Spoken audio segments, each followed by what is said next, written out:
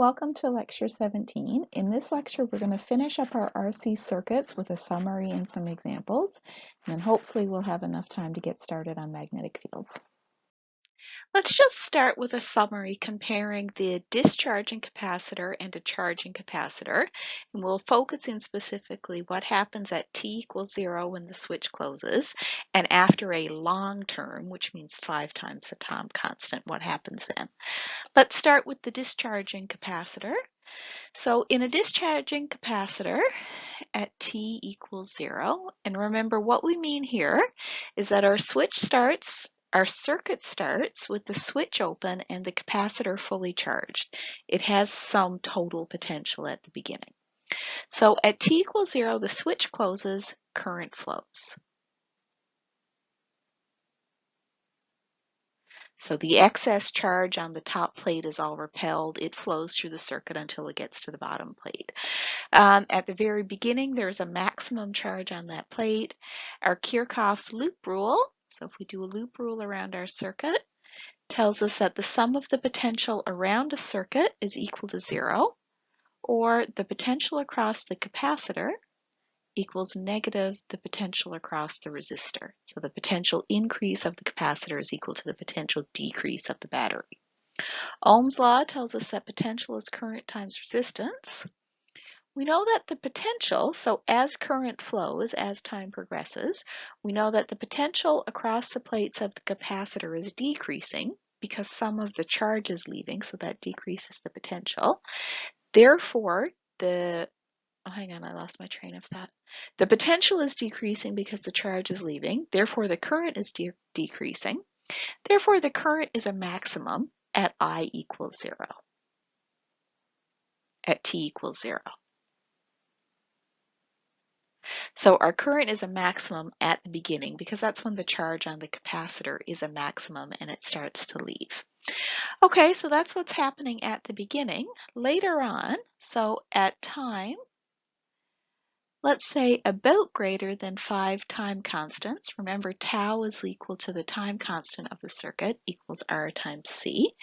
What happens after that long time is that all of the excess charge has left the top plate. It's gone around the circuit until it gets to the bottom plate, and both plates are completely neutral. So what that means then is, so plates are neutral. That means no more charge is flowing around, so nothing is moving. The result of that is that the capacitor acts as an open circuit.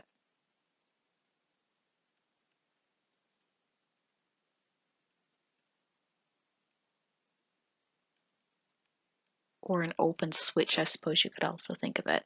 There's no more charge flowing. That means our current is equal to 0.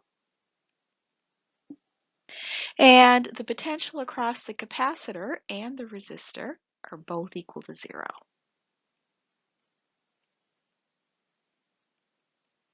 Okay, so that's what's happening at the initial time and at a long time for our discharging capacitor for the case when charge is leaving. Next, let's look at the case for the charging capacitor. So for this situation, we're talking about what happens when we start if your capacitor is hooked up to a resistor and a potential source, a battery, and the capacitor initially has no charge at all. So then what happens is at t equals 0, we close the switch and charge is allowed to flow. Charge is allowed to leave that battery and it's going to start to flow around the circuit. We can apply our loop rule. So we'll draw a loop around our circuit. If we apply our loop rule, we know that the potential due to the battery, I think I'm going to try and squeeze this in up here, minus the drop across the resistor, I'll call that delta V for the resistor, minus the drop across the capacitor equals 0. So we can always apply our loop rule. Delta V of the capacitor equals 0 at t equals 0. That's because at t equals 0, no charge has had an opportunity to flow. There's no charge on the plates, right? None of the charge has started to store up on the capacitor plates yet. So since there's no charge yet on those plates, it means there's no potential across the plates. So that tells us that at t equals 0, delta V across the resistor has to be all of the potential of the battery. Then if we apply Ohm's law, we know that IR equals the potential across the battery, or the current is the battery potential divided by the resistance. So that's the initial current in this circuit. This is what happens at the beginning. As charge continues to flow as time increases, it starts to collect on the plates. So the potential across the capacitor starts to increase. That means the potential across the resistor starts to decrease, which means this is our maximum current.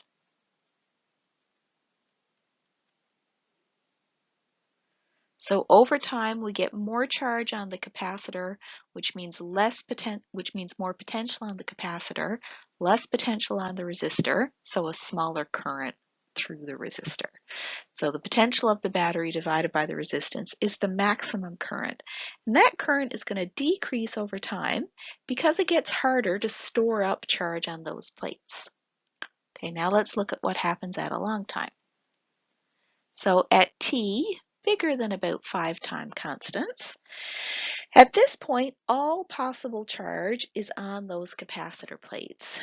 So then that means that the potential across the capacitor is equal to the potential of the battery, which is equal to the maximum charge divided by the capacitance. So we get the maximum potential on the plates, and the charge stops flowing because we can't get any more charge on those plates. So the current goes to 0 because you can't get any more charge on. We've already got the maximum possible charge, so it just can't flow anymore. That means all of the potential is now across the capacitor and none of the potential is across the resistor.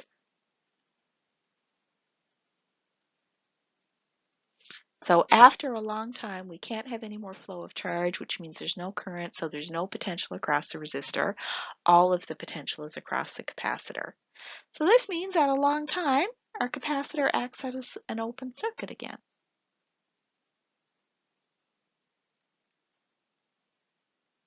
Or an open switch.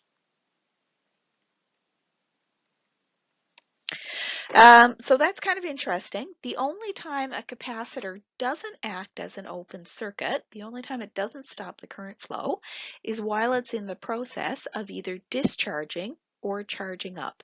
The rest of the time, the capacitor acts like an open circuit and there's no current flow. So most of the time when you have an RC circuit, there's not much action at all. So it's only those short time frames when it's charging and discharging that you get any current at all.